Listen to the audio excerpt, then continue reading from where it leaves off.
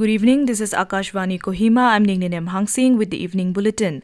The headlines. Nagaland Government says safety of commuters is of paramount concern, conveys recommendations of high-level technical committee to NHIDCL. FSSAI to make mandatory labeling of salt, sugar and fat on packaged food items in bold letters and bigger font size. Nagaland Governor Ganesan and Chief Minister Neiphiu greet Sumi Community on occasion of Tuluni Festival, and Prime Minister Narendra Modi to embark on 3-day visit to Russia and Austria from tomorrow. Now the news in detail. Nagaland Government has constituted a high-level technical committee HLTC following the rockfall incident along Chathe Patkai Bridge towards Kuki Dolong under New Chumukedema village on National Highway 29 on Friday. The HLTC submitted its report and recommendations which were conveyed to the implementing agency, National Highways and Infrastructure Development Corporation Limited NHIDCL for immediate action. As per the recommendations of the HLTC, NHIDCL was directed to carry out short-term measures and to undertake comprehensive study of the terrain and to take up necessary measures in order to address and mitigate the risk in future. The state government asserted that it is making all possible efforts to make road travel safe for commuters. However, it expressed distress over the incident at Pagla Pahar stretch of NH29 where a rockfall has resulted in injury of passengers and major damage to vehicle.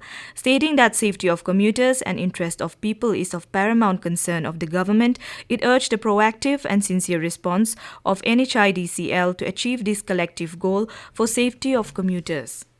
The Food Safety and Standards Authority of India FSSAI has approved a proposal to display nutritional information regarding total sugar, salt and saturated fat in bold letters and increased font size on labels of packaged food items. The decision to approve the amendment in the Food Safety and Standards Labelling and Display Regulations 2020 regarding nutritional information labelling was taken in the 44th meeting of the Food Authority.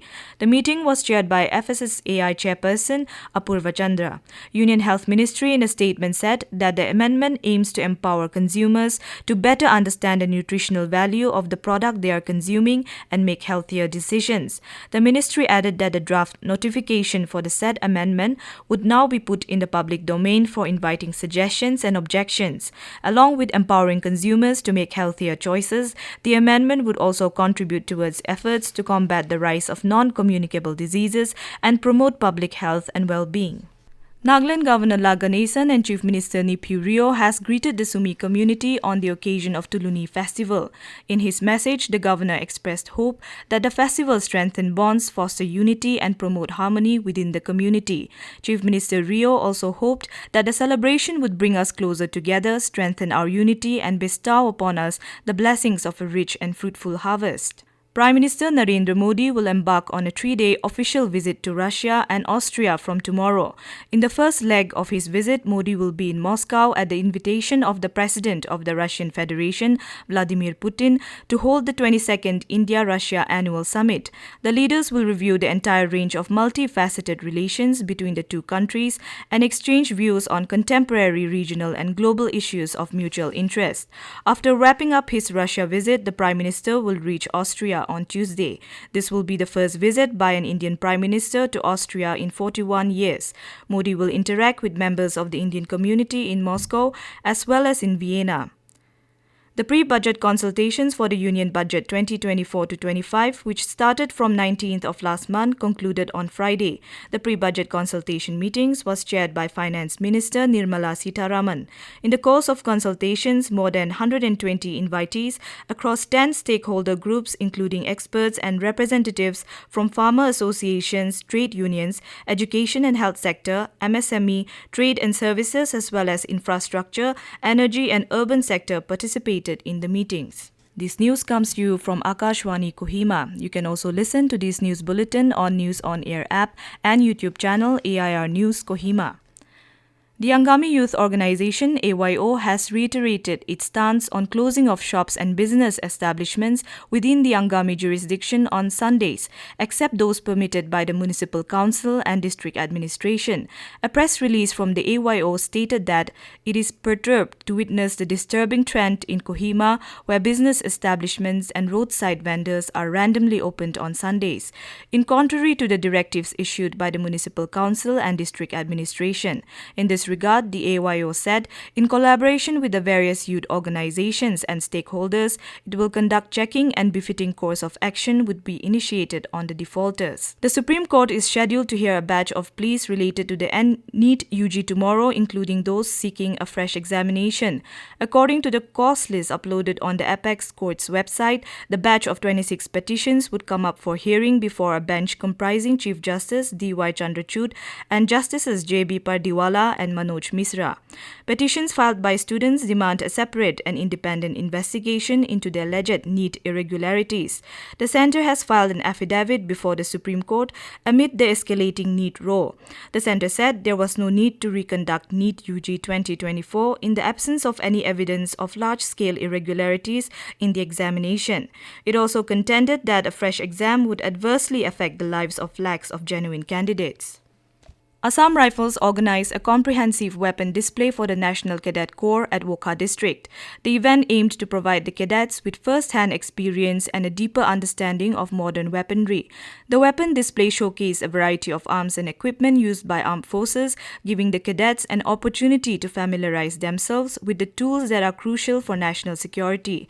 In the interactive session, the cadets gained practical insights, enhancing their knowledge and sparking their interest. A press release from the Assam Rifles stated that the initiative highlights their commitment to youth empowerment and their pivotal role in fostering a sense of patriotism and service among the younger generation. In Assam, flood situation is slightly improved today in the state. However, the IMD has predicted heavy rains in some places at lower Assam districts and Barak Valley. Nearly 24 lakh people have been affected in the second wave of floods. Over 53,000 displaced people are taking shelter at nearly 300 relief camps being run by the district administrations. National and state disaster response force and other agencies are carrying out rescue and relief works. Health Department has deputed medical teams along with medicines for the flood-affected people. Along with essential food items, baby food and baby care supports are also being provided at relief centers. There was no report of outbreak of any diseases at relief camps so far. The Nagaland Football Association (NFA) has successfully conducted a selection trial for players aspiring to join the Junior Boys National Football Championship 2024-25. 83 young footballers participated in the trials, which were held on July 5th and 6th at Indira Gandhi Stadium, Kohima. Following rigorous evaluation, 31 players have been shortlisted for the final trial camp. The selected players will attend a training camp at Indira Gandhi Stadium starting from July 9th. And now to end the news, the headlines once again. Nagaland Government says safety of commuters is of paramount concern, conveys recommendations of high-level technical committee to NHIDCL. FSSAI to make mandatory labeling of salt, sugar and fat on packaged food items in both letters and bigger font size. Nagaland Governor Ganesan and Chief Minister Neiphiu greet Sumi Community on occasion of Tuluni festival, and Prime Minister Narendra Modi to embark on 3-day visit to Russia and Austria from tomorrow. That is all we have in this evening news bulletin. Have a pleasant night.